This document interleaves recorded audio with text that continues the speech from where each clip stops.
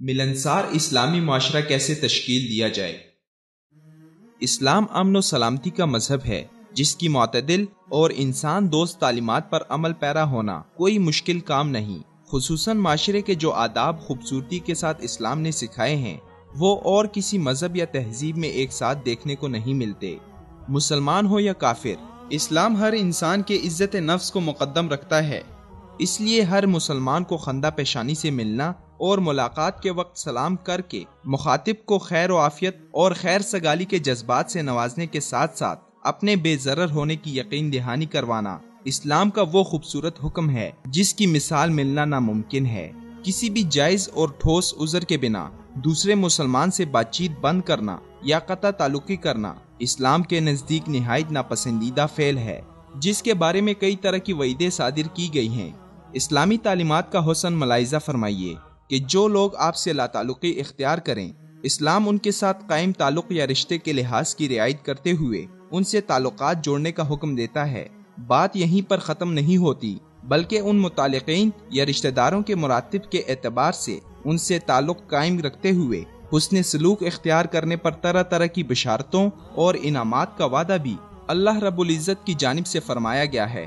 اس طرح اسلام ایک ایسے معاشرے کی بنیاد رکھتا ہے جس میں باہمی احترام لازمی جز ہے۔ اس رویے کا جلد یا بدیر یہ فائدہ ہوتا ہے کہ شرپسند رشتہ دار یا متعلقین بھی اچھے سلوک کا تسلسل دیکھتے ہوئے اپنے رویوں پر نظر ثانی کرنے پر مجبور ہو جاتے ہیں، جس سے ایک ٹینشن فری معاشرہ جنم لیتا ہے۔ غور کیا جائے تو ہماری اکثر پریشانیوں کی بنیاد ہمارے آپس کے باہمی رویے ہوتے ہیں، جو مختلف قسم کی بدگمانیوں کے زیر اثر دلوں میں فاصلے پیدا کرنے کی وجہ سے بنتے ہیں۔ اسلام کی جانب سے تجویز کردہ یہ رویہ ایسے بیمار دلوں کے لیے علاج کے طور پر تجویز کیا گیا ہے۔ اسلام باہمی تعلقات میں اظہار کے عنصر پر بہت توجہ دیتا ہے، کیونکہ اگر تسلسل سے اپنے جذبات اور محبت کا اظہار نہ کیا جائے تو اولاد اور والدین کے درمیان خون کا رشتہ بھی کمزور پڑ سکتا ہے۔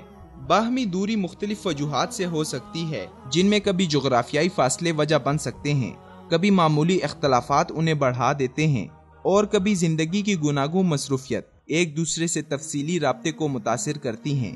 لہٰذا اسلام اس بات کو پسند کرتا ہے کہ آپس میں اظہار محبت ہوتا رہے تاکہ دلوں میں درار نہ پڑنے پائے۔ اسی سلسلے میں نبی کریم صلی اللہ علیہ وسلم کے مطابق تمہیں بائی سے محبت ہے تو اس کا اظہار بھی کرو، پھر بھی اگر خدا نخواستہ خفگی کی نوبت آ جائے تو کوئی ایک سمجھدار فریق سلام میں پہل کر کے تعلقات کی برف کو پگھلا کر ڈھیروں ثواب کمائے اور معاشرے میں محبت کی فضا کو قائم کرنے میں اپنا کردار ادا کرے۔ باہمی محبت کے فروغ میں تحائف کے تبادلے سے بہتر کوئی اور تیر بہدف نسخہ نہیں جسے اسلام نہایت اچھی نظر سے دیکھتا ہے۔ اسلام کے اسی مزاج کا اثر ہمیں مسلم معاشرے میں اثار و قربانی کے جذبات کی صورت میں نظر آتا ہے۔ ایک حدیث کے مطابق وہ شخص مومن نہیں جو خود تو پیٹ بھر کر کھائے اور اس کا پڑوسی بھوکا سوئے۔ اسلام کے نزدیک یہ عذر قابل قبول نہیں کہ مجھے علم نہیں تھا، کیونکہ اسلامی معاشرے میں ایک دوسرے کی خبرگیری کرنا اور آپس میں سلام دعا رکھنا ضروری ہے۔ اس کا ایک بہترین طریقہ مسجد میں 5 وقت کی باجماعت نماز ہے، جس سے تمام اہل محلہ اور رشتہ دار ایک دوسرے سے رابطے میں رہتے ہیں۔ اچھا اخلاق اسلام کا حسن ہے، جس سے متاثر ہو کر ہی اکثر کفار اسلام میں داخل ہوتے ہیں، مگر اس نفسا نفسی کے دور میں یہ اسلامی روایت مدھم پڑتی جا رہی ہے۔ صحابہ کرام کے زمانے میں مسافروں کا ٹھکانہ مسجد ہوتا تھا، جہاں سے اہل محلہ انہیں تقسیم کر کے اپنے گھروں میں مہمان نوازی کی غرض سے ساتھ لے جایا کرتے تھے۔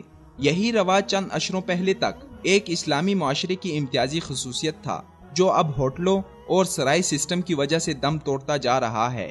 دنیا کے لوگ انٹرنیٹ کی وجہ سے آپس میں قریب ہونے کے بجائے دور ہوتے جا رہے ہیں۔ معاشرتی قدریں آخری سانسیں لے رہی ہیں۔ ملنساری ایک اجنبی لفظ معلوم ہوتا ہے، مگر آج بھی اسلام کی تعلیمات پر عمل پیرا ہو کر ہم ان بولی بصری قدروں کو نئی زندگی دے کر اخلاقی لحاظ سے اس جان بلب معاشرے کو رحمت الہی اور برکات خداوندی سے مستفید کر سکتے ہیں۔